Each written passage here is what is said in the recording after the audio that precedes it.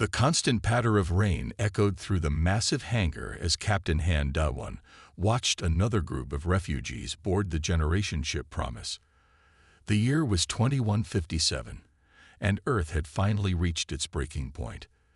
The oceans had risen beyond control, swallowing coastal cities whole. Storms raged across continents with devastating force, and the air in many regions had become nearly unbreathable. Day One stood quietly at his post, his weathered hands resting on the ship's main console.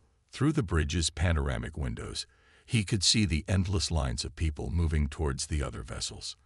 Mothers clutched their children close, while fathers carried what little remained of their lives in simple bags.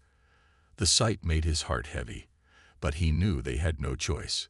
The Promise was a marvel of engineering, stretching nearly 2 kilometers in length.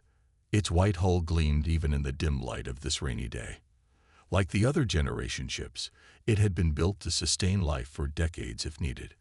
Massive hydroponic gardens filled entire decks, while recycling systems would keep the air and water pure for the journey ahead.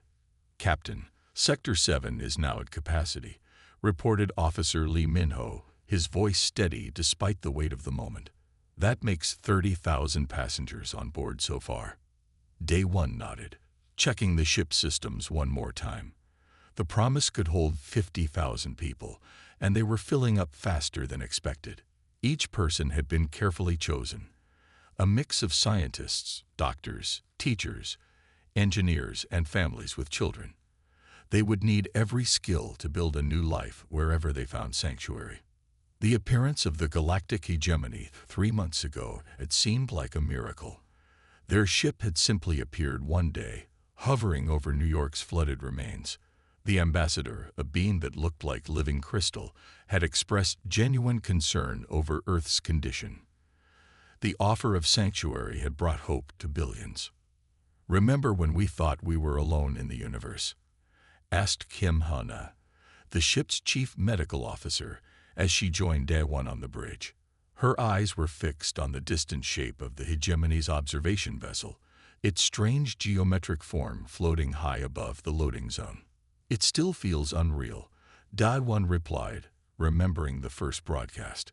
The crystal being had spoken perfect English, explaining that their long-range sensors had detected Earth's deteriorating condition. They had offered sanctuary in their territories, promising new homes for Earth's refugees. Outside, another mass of people moved through the security checkpoints. Each person carried only what they could fit in a single bag. Everything else had to be left behind. The ships would be cramped, but they would survive. That was what mattered. "Final checks on life support are complete," reported Park Jae-ho from his engineering station. "All systems are running at optimal levels. We're ready for launch when the time comes." Day One walked to the main viewing window, watching as rain streaked down the massive pane. Behind him, the bridge crew continued their preparations, their voices a quiet hum of activity. They were mostly Korean, like him, though the Promise carried people from all across the Pacific Rim. The ship's computer chimed softly, indicating another 1,000 passengers had boarded. In the distance, Day One could see the other generation ships, the Hope, the Dawn, the Genesis, and dozens more. Each one was filling with humanity's refugees, prepared for the long journey to their new homes. "Message from Earth Command," called out Officer Baz Sunhee from Communications. "The first wave of launches will begin in 6 hours. We're third in the sequence." Day One felt a mix of relief and anxiety at the news. They had trained for months for this moment, running countless simulations. But this was different. This was real. They would be among the first to leave Earth, carrying 50,000 lives into an unknown future. The Hegemony had promised them new worlds, places where humanity could start fresh. Their territories spanned thousands of star systems, they said, with plenty of room for Earth's refugees. The crystal beings had shared star charts, showing the routes they would take and the worlds that awaited them. As sunset approached, the rain finally began to ease. The last groups of refugees were making their way aboard, their faces showing exhaustion and hope in equal measure. Day One knew each one of them was carrying not just their belongings, but the dreams and history of Earth itself. Final passenger count, Minho announced. 49,873 souls aboard. All sections report ready for launch. Day One took a deep breath, looking one last time at the flooded city beyond the spaceport. This had once been Singapore, one of humanity's greatest ports. Now it was mostly underwater, its skyscrapers serving as terrible markers of how much had been lost. "Send the ready signal to command," he ordered, turning to face his crew. "It's time to give these people a new home. Let's make sure we get them there safely." The Promise hummed with power as its systems came fully online. Soon, they would leave Earth behind, following the hegemony's beacons to their new future. None of them could know what awaited them among the stars, but they had no choice but to go forward. Earth could no longer sustain them, but perhaps out there, among the stars, humanity would find its new beginning. The gentle hum of the Promise's engines had become a comforting constant over the past 3 months. The massive generation ship moved steadily through space, following the designated route provided by the hegemony. Most of the 50,000 passengers had settled into their new routines, trying to create a sense of normalcy in their temporary home among the stars. Park Sun-mai sat at her communication station, monitoring the usual channels of ship-to-ship messages and navigation beacons. The night shift was typically quiet, which was why the sudden burst of encrypted transmissions caught her attention. She adjusted her equipment, trying to clean up the signal. "That's odd," she muttered, noticing patterns she hadn't seen before in hegemony communications. The encryption was different, more complex than their standard protocols. Sun-mai had always had a gift for patterns, and something about these transmissions felt wrong. She worked through her break, applying various decryption algorithms she had developed during their journey. The hegemony's language was based on crystalline mathematics, and she had spent weeks studying their communication patterns. Finally, a clear message began to emerge on her screen. Her hands froze over the controls. The blood drained from her face as she read the decoded transmission again, making sure she hadn't made a mistake. She hadn't. "Captain to the bridge," she called over the intercom, her voice shaking slightly. "Emergency priority 1. Captain Han Da-won arrived within minutes, still pulling on his uniform jacket. The bridge was mostly empty during night shift, with only essential personnel at their stations. "Report, Officer Park." "Sir, I've intercepted and decoded a transmission from the Hegemony Council," Sun-mai said, bringing up the message on the main screen. They're not helping us. They never were." The message was clear in its brutality. The Hegemony Council had classified all human refugees as biological contaminants to be eliminated. The order called for the systematic destruction of all Earth ships, with special instructions to ensure no escape pods survived. "Confirm this," Da-won ordered, his face grim. "Check it against other transmissions." Before Sun-mai could respond, Officer Lee Min-ho called out from his station. "Multiple ships dropping out of faster-than-light travel. Hegemony warships, 6 of them." The bridge erupted into activity as more crew members rushed to their stations. Through the main viewport, they could see the hegemony vessels, angular ships that looked like shards of dark crystal against the stars. "Message from the Hope," Sun-mai reported, her fingers flying over her console. "They're being targeted by—" No. The transmission cut off in a burst of static.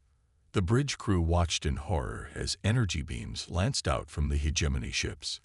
The Hope, carrying 48,000 refugees, erupted in a massive explosion. Before anyone could react, the Dawn and Genesis met the same fate, their fragments scattered across space like tears among the stars. "All power to engines," Da-won shouted, grabbing the command rail as the ship lurched into motion. "Emergency jump protocols. Now." The Promise's engines screamed as they pushed to maximum power. Energy beams sliced through space where they had been moments before. Warning alarms blared throughout the ship as more hegemony vessels appeared. "Nebula cluster ahead," called out the navigation officer. Dense gas and mineral content could mask our signature. "Take us in," Da-1 ordered. "Alert medical to prepare for possible casualties. All passengers are to remain in their quarters." The Promise dove into the swirling clouds of the nebula just as an energy beam struck their aft section. The hit sent tremors through the entire ship, and damage reports began flooding in from multiple decks. Inside the nebula, visibility dropped to nearly nothing.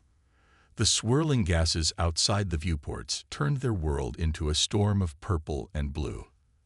They could hear the hull creaking as it cooled from the weapon's impact. "Damage report," Da-1 called out, helping a fallen crew member back to their station. "Hull breach on Deck 12, but emergency containment is holding," Minho reported. "We've lost 30% power to the port engine array. Life support stable but strained." Sunlay worked frantically at her station, sending out emergency warnings to any Earth ships that might be in range. "Captain, I'm picking up distress calls from other refugee ships. The hegemony. They're attacking everyone." The weight of their situation settled over the bridge. They had left Earth with hope, trusting in the promises of a seemingly benevolent alien race.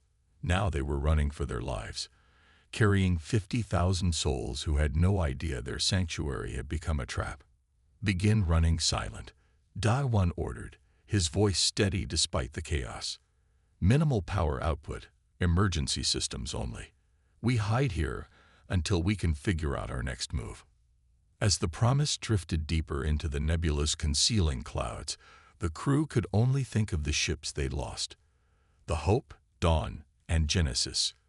Nearly 150,000 people, gone in an instant. They had escaped for now, but they were alone in space, hunted by those who had promised to save them. The next few hours were spent in tense silence, running repairs where they could, watching their sensors for any sign of pursuit. The nebula's gases swirled around them like a protecting cloak, but they all knew it was only temporary safety. Somewhere out there, the hegemony was hunting for them, and they would need to find a way to survive. Kim Tahoe wiped the sweat from his forehead as he studied the holographic display of Asteroid Base 1. The massive rock had once been an alien mining operation, abandoned centuries ago when its resources were depleted. Now it was becoming humanity's hidden fortress.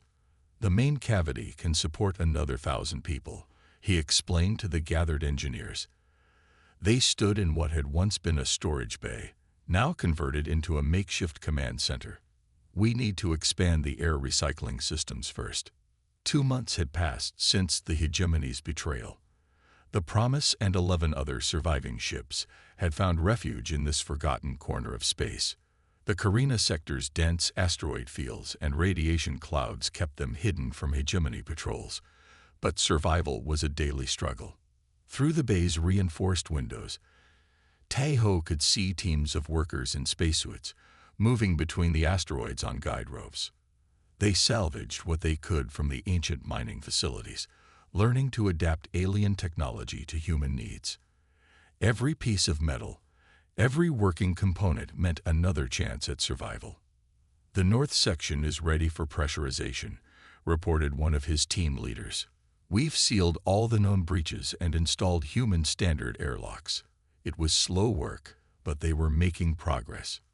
In another part of the asteroid, Lee Jinnah sat surrounded by computers. The quantum computing lab she had set up was crude compared to what she had on Earth, but it had led to an unexpected discovery. She watched as test after test confirmed what seemed impossible. "Run it again," she ordered her assistants. The computer cores hummed as they processed complex calculations. Jinnah had noticed something strange when they first integrated their AI systems with the salvaged alien technology. Human computers, particularly their AI algorithms, were processing data far faster than anything the hegemony had shown. The young technician rushed into her lab, carrying the datapad. "Dr. Lee, we found another storage room. More quantum processors, alien design, but still functional." Jinnah smiled. Every piece of technology they recovered helped them understand their enemies better. The hegemony, for all their advanced space travel and energy weapons had weaknesses.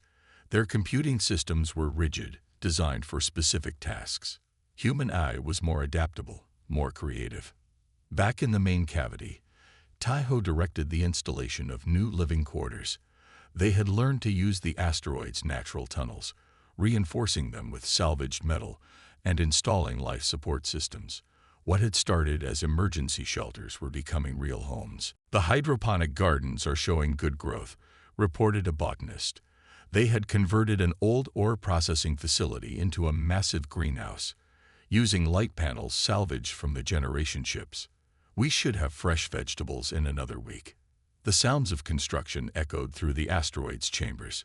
Children played in newly pressurized corridors, while their parents worked to build their hidden civilization. They had lost Earth, but they refused to lose hope. Jinna's breakthrough came during a routine system test. She had been running simulations of hegemony defense patterns when her AI found gaps no one had noticed before. Their quantum processors could predict and react to hegemony movements faster than the aliens could execute them. "Look at this," she explained to Captain Han Da-1, showing him the test results. Their ships use crystalline computing, fast but inflexible. Our systems can adapt in real time, find patterns they can't even see. The implications were enormous. If they could predict hegemony ship movements, they might stand a chance in battle. They might even find a way to protect other refugee ships still out there, running for their lives. Workers continued to expand their hidden base. They turned old mining machines into power generators. Storage bays became schools and hospitals. The asteroid's metal-rich core provided materials for repairs and new construction. Taiho stood in the newly completed observation dome, watching the Promise and other ships dock safely in their artificial harbor. They had come so far from those terrifying days of running and hiding. Now they were building something that might last. "The next asteroid is ready for survey," an assistant informed him. They had identified 3 more suitable rocks in the system. Each one would become another hidden outpost for their people.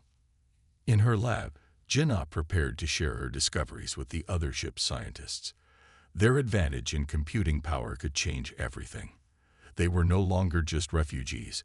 They were becoming a force that could fight back.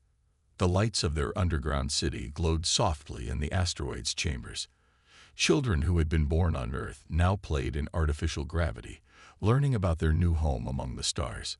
They were adapting, surviving, growing stronger. Outside, in the endless dark of space, hegemony ships continued their patrols. But they never thought to look closely at the old mining asteroids. They never imagined that inside these ancient rocks, humanity was building its future, preparing for the day they would emerge from hiding and take back their right to exist among the stars. Commander Yoon Duha stood at the command center of the ESA Vindication, watching the holographic display of their hidden fleet. 16 warships floated in the strange twilight of fold space, a realm between dimensions where they had waited patiently for 5 months. The ships drifted in perfect formation, their dark hulls reflecting the ethereal light of this strange pocket of reality. The Vindication was the pride of Earth's final fleet, a warship nearly a kilometer long. Its sleek design concealed weapons and technology that even most of Earth's military hadn't known existed. Duha remembered the day they received the order to vanish, to become humanity's hidden guardians. "Status report," he called out to his bridge crew. The officers worked quietly at their stations, maintaining the experimental systems that kept them safe in fold space. "All ships report ready, Commander," responded Officer Kang Maidong from Tactical. "The quantum drives are stable, and AI integration is at peak efficiency." She paused, checking another reading. "The new stealth systems are functioning perfectly." The fleet had been upgraded with technology that Earth's best scientists had developed in secret. The quantum drives allowed them to slip between normal space and fold space at will, while their AI systems gave them reflexes and coordination far beyond normal ships. A signal flashed on the main communications panel. Officer Ba Hyun-woo's hands moved quickly over the controls. "Commander, we're receiving a transmission." It's It's from the refugee fleet. Emergency protocol. The entire bridge fell silent as the message played. They listened to reports of the hegemony's betrayal, of refugee ships being destroyed without warning. Duha's hands gripped the command rail tightly as they heard about the thousands of civilians who had died. How long since the first attack? Duha asked, his voice steady despite his anger. Based on the transmission delay, approximately 72 hours, Hyunwoo replied. The message was sent through multiple relays to avoid detection. Duha nodded slowly, then pressed the fleet-wide communication button. All ships, this is Commander Yoon. Operation Starfall is now active. Prepare for combat emergence. The bridge erupted into controlled activity. Officers moved with purpose, bringing weapons online and charging the quantum drives. The ship's AI systems began calculating combat scenarios, preparing for their first real engagement with hegemony forces. Launch coordinates locked, announced the navigation officer. The refugee distress signal originated from the Arcturus sector. We can emerge directly behind the hegemony patrol routes. Duha studied the tactical display, watching as their battle plan took shape. The experimental quantum drives would allow them to appear and disappear almost instantly, striking the enemy before they could react. All ships report ready, Commander, Ma Young said. Combat AI is fully integrated with all systems. We're ready to launch on your order. Duha took a deep breath. They had trained for this moment, but now they would be fighting for the survival of their species. Begin emergence sequence. All ships, prepare for combat jump. The strange light of fold space began to ripple around them. The quantum drives hummed louder as they prepared to tear a hole back into normal space. On every ship, crews strapped into their stations, ready for battle. Emergence in 10 seconds, called out the navigation officer. 9, 8. Duha watched as the holographic display showed their target area. Hegemony ships were moving in standard patrol patterns, unaware that humanity's defenders were about to arrive. 3, 2, 1. Emergence. Reality twisted around them as 16 warships burst into normal space. The Vindication led the formation, its black hull reflecting starlight for the first time in months. Their sensors immediately detected multiple hegemony vessels nearby. Enemy ships detected, Ma Young reported calmly. 6 patrol cruisers, 2 heavy destroyers. They're still in standard formation. They haven't spotted us yet. Duha allowed himself a small smile. The stealth systems were working perfectly. All ships, attack pattern Delta. Target their command and control systems first. Let's show them what humanity can do. The human fleet moved like shadows among the stars, their AI-enhanced systems allowing them to coordinate perfectly. The first hegemony ship exploded before it could even raise its shields, taken completely by surprise by weapons it couldn't detect. Enemy fleet is responding, called out Maidong. They're trying to coordinate their defenses, but our AI is predicting their movements faster than they can execute them. The space around them lit up with energy weapons as the battle began in earnest. But the human ships were always one step ahead, appearing and disappearing through small quantum jumps, striking from impossible angles. 3 enemy ships disabled, reported the tactical officer. No casualties on our side. The quantum drives are performing beyond expectations. Duha watched as his fleet danced through space, outmaneuvering the supposedly superior hegemony forces. Years of preparation and humanity's unique approach to artificial intelligence were proving their worth. Message from the Phoenix, Hyunwoo announced. They've located a refugee convoy under attack. Coordinates coming in now. Signal the fleet, Duha ordered. We end this fight and move to protect our people. It's time to show the hegemony that humanity won't go quietly into the night. The battle ended quickly after that. The remaining hegemony ships, faced with an enemy they couldn't predict or counter, were forced to retreat in disarray. The human fleet regrouped, preparing to jump to the aid of more refugees. As they prepared for their next quantum jump, Duha looked at his crew with pride. They had struck the first blow in what would become humanity's fight for survival. The hegemony would soon learn that they had made a terrible mistake in betraying Earth's trust. The stars of the Vega sector sparkled against the darkness as Choi Minji studied the holographic display on the Vindication's bridge. 3 hegemony monitoring stations floated in the distance, their crystalline structures catching the light of the nearby sun. "Resistance cell reports ready," she said quietly, watching the data stream in from their hidden allies. Scattered throughout the sector, refugee groups had spent months gathering intelligence on hegemony movements and defenses. Commander Yoon Duha nodded from his command chair. "Begin the operation. Remember, no civilian casualties. We're here to show we're better than them." The Vindication's AI systems processed incoming data at incredible speeds, mapping every detail of the target stations. Refugee operatives had placed tiny sensors throughout the facilities, giving them a complete picture of the enemy's defenses and personnel locations. "All non-military personnel have been tracked," Minji reported, her fingers moving across the tactical display. "Marking safe zones now. The AI has plotted the optimal strike points." The bridge crew worked in focused silence. They had practiced this operation countless times, but this would be their first major strike against hegemony infrastructure. Everything had to be perfect. "Signal the fleet," Duha ordered. "All ships prepare for synchronized quantum jump. Weapons locked on designated targets only."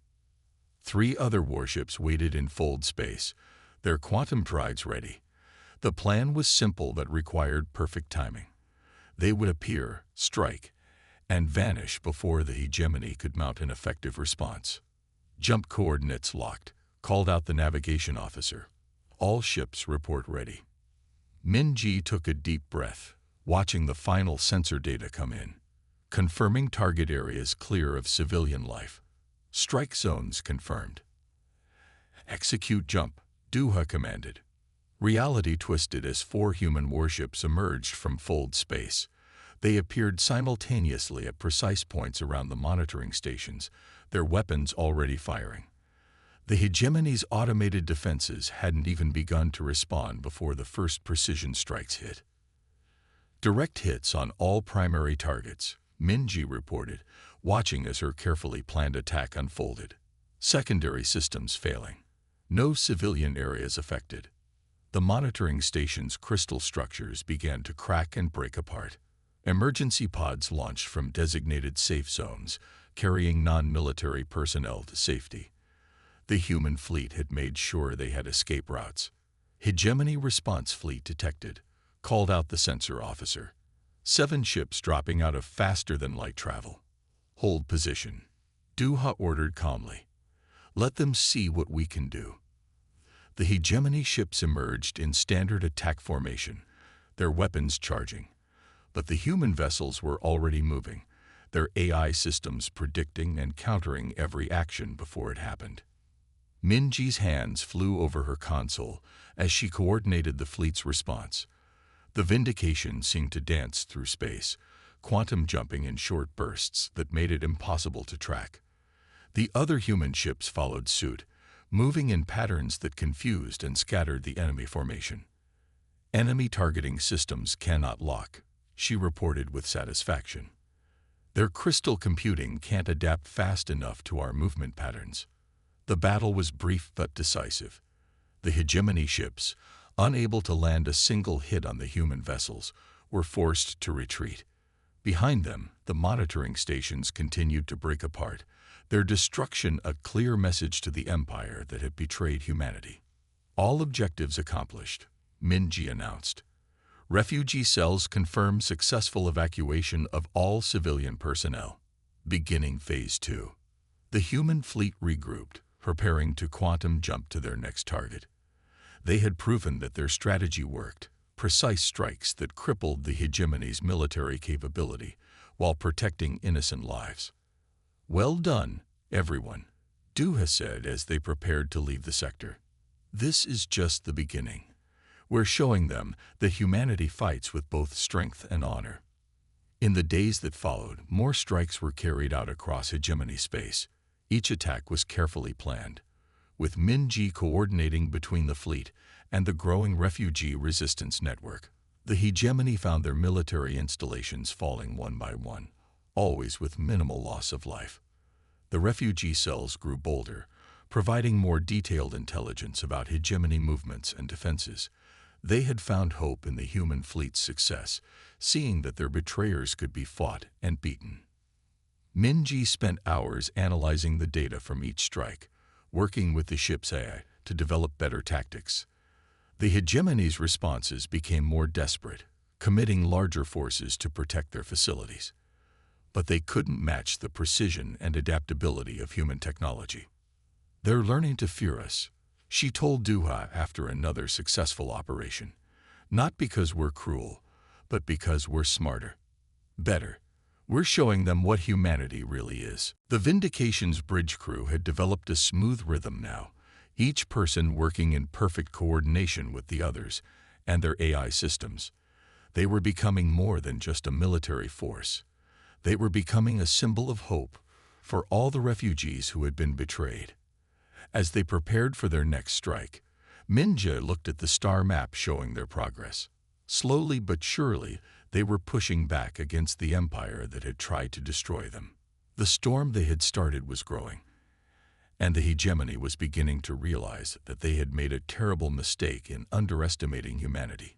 Kang Hyunwoo adjusted his translator as he stood in the secret meeting chamber, deep within an asteroid base. Around him sat representatives of 6 different alien species, each one with their own story of suffering under hegemony rule. The room was dimly lit to accommodate the various species' light sensitivities. "We've proven the hegemony can be fought," he said, watching as his words were translated into multiple languages.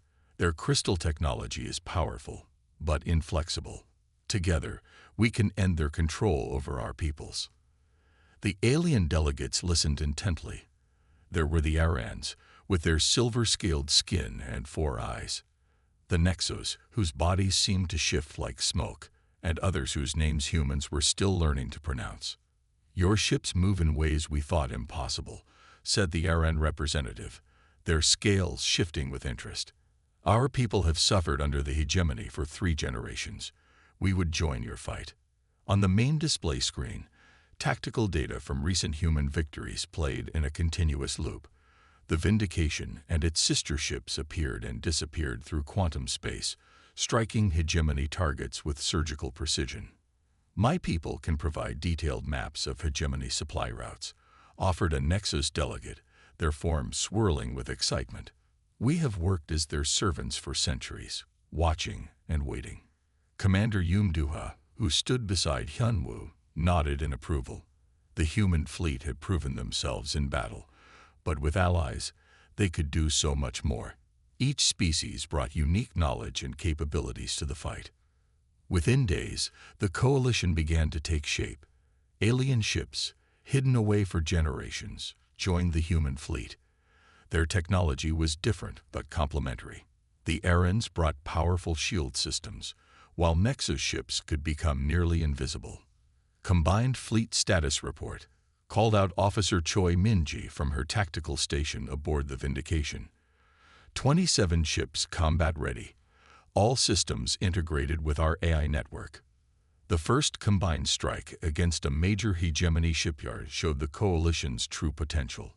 Human quantum drives and AI systems coordinated perfectly with alien technology. The shipyard, which had built weapons of oppression for centuries, was reduced to floating debris in less than an hour. "Multiple hegemony fleets responding," reported a Nexus sensor operator, their voice translated smoothly through the combined communications network. "They're moving to surround us." "Let them try," Duher responded calmly. "Execute Battle Plan Delta." The coalition fleet moved as one. Human ships quantum jumped between enemy formations, their attacks synchronized with Aran energy weapons. Nexus vessels slipped through gaps in the hegemony defenses, striking critical systems before fading away like ghosts. Back in the asteroid base, Hyunwoo coordinated with resistance cells across hegemony space. Reports came in of uprisings on dozens of worlds as subjugated species saw hope for the first time in generations. The Hegemony Council is pulling forces from the outer systems, he informed Duet during a secure transmission. They're trying to protect their core worlds. It's working exactly as we planned. The coalition pressed their advantage. Each victory brought more allies to their cause.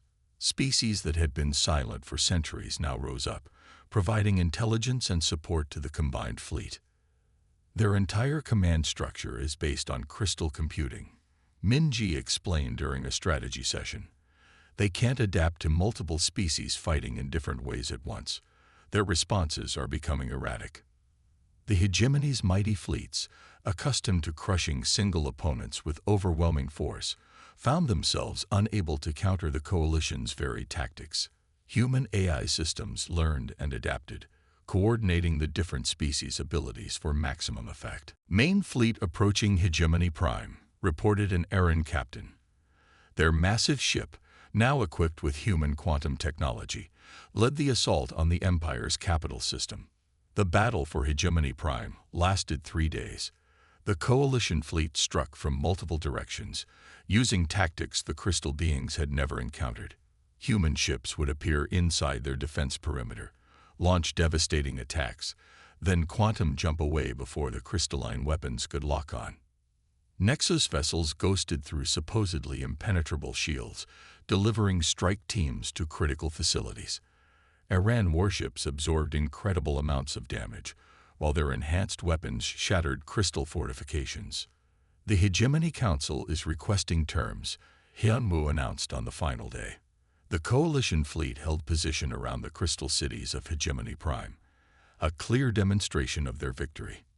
In the council chamber, representatives of all the coalition species gathered to witness the Empire's surrender. The crystal beings, their forms dimmed with defeat, had no choice but to accept the terms presented by those they had once oppressed. "Let this be remembered," Hyunwoo said as the documents were signed, "not as the day we destroyed an empire, but as the day we built something better in its place." The coalition forces began the work of dismantling the hegemony's military infrastructure while ensuring stability for civilian populations. Human AI systems were reprogrammed to help coordinate relief efforts and rebuild damaged worlds. As the fighting ended, the stars seemed to shine brighter. Ships that had been weapons of war now carried supplies and aid to formerly subjugated worlds. The combined fleet remained vigilant, but their mission had changed from destruction to protection. The empire that had threatened to destroy humanity had fallen, not through cruelty or overwhelming force, but through the combined strength of those who chose to stand together against oppression. Stars glittered around the Promise as it orbited Hegemony Prime. The Generation ship, once filled with frightened refugees, now served as a hospital vessel. Through its large observation windows, Bai Jisoo watched the final moments of the war unfold. The Vindication led the coalition fleet in a precise formation. Human ships moved alongside vessels from a dozen other species, their combined strength a sight that would have seemed impossible just months ago. The crystal spires of Hegemony Prime reflected the light of battle as the last pockets of resistance were overcome. Jisoo touched the small pendant she wore, a family heirloom that had survived Earth. Her parents and sister had been aboard the Dawn when the hegemony destroyed it. Now, standing on the bridge of the Promise, she prepared to ensure their deaths would mean something. "The Hegemony Council is ready to receive our delegation," announced Captain Han Da-won. The Promise had changed much since their desperate flight from Earth. Its cargo bays now held medical facilities where beings from all species could receive care. The delegation shuttle carried representatives from each coalition member to the surface. Jisoo sat quietly, remembering the long path that had brought them here. From refugee to resistance fighter to diplomat, she had seen the worst and best of what sentient beings could do. The crystal palace of the Hegemony Council stretched toward the sky, its perfect geometric shapes now bearing the scars of war. Inside, the coalition delegation walked past crystal beings whose forms seemed dimmer than before, their power and arrogance broken. "We are prepared to accept your terms," announced the head counselor, their crystalline voice carrying none of its former pride. The being's faceted surface reflected the faces of those they had once tried to destroy. Jisoo stepped forward, her voice clear and strong. The stellar concordat will establish new laws. No species may claim dominion over another. No refugees will ever again face destruction for seeking sanctuary. The signing ceremony was broadcast across formerly hegemony space. On thousands of worlds, beings of all species watched as a new era began. The crystal counselors pressed their forms to the document, their touch leaving unique patterns that could never be forged. Aboard the Promise, medical teams continued their work as the news spread. In what had once been passenger quarters, beings from different species recovered together. The ship that had carried humanity's hopes now helped heal the wounds of war. "We're receiving messages from Earth," reported Officer Park Sunmay. "The environmental restoration projects are showing progress. The first cities are becoming habitable again." Over the next weeks, the coalition fleet began to change. Weapons were removed from ships, replaced with scientific equipment and terraforming tools. The quantum drives that had won the war now carried help to worlds damaged by centuries of hegemony rule. Jisoo worked tirelessly to implement the Concordat's provisions. New colonies were established where refugees could build permanent homes. Trade routes opened between species that had never before communicated. The Promise visited each new settlement, its medical bays open to all who needed help. Captain Day One stood with Jisoo in the Promise's observation dome, watching ships from dozens of species moving peacefully through space.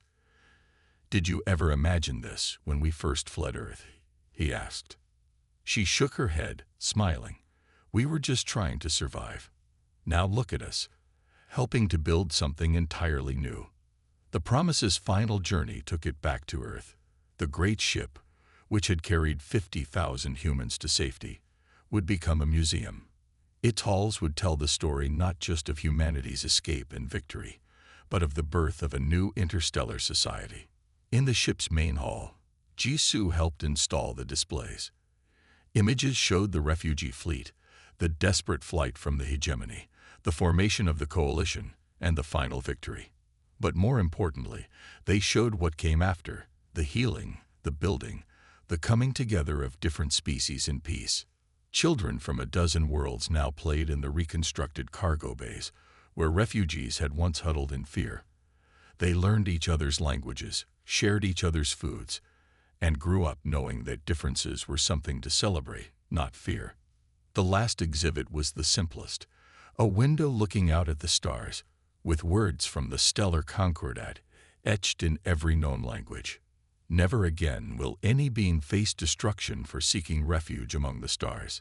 This we promise to all who come after." As Jisoo left the Promise for the final time, she touched her pendant once more. The stars seemed brighter now, full of possibility rather than threat. The generation ship had carried them far beyond its builder's dreams, not just to survival, but to a future where justice and compassion could finally prevail among the stars.